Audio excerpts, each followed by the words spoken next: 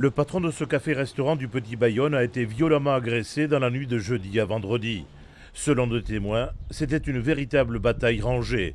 Le cafetier a fini aux urgences, il a déposé plainte. Le collectif des cafetiers en colère, Cachu Cachu, Ostalaria Keshu, tire la sonnette d'alarme.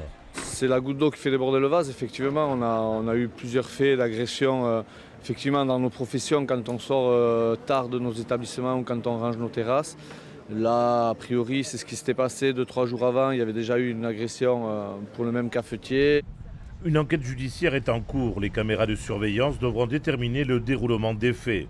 Le soir, après la fermeture des bars, l'esplanade Roland Barthes devient une boîte de nuit à ciel ouvert.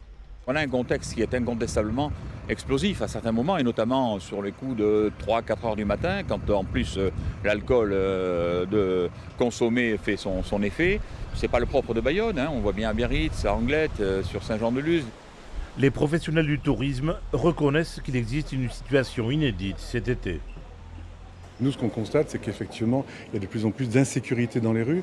Alors, il ne faut pas tomber non plus dans l'insécurité à tout va, mais c'est vrai que ça commence à être un peu compliqué, surtout que ce genre de situation, nous ne les connaissons pas dans le Pays Basque.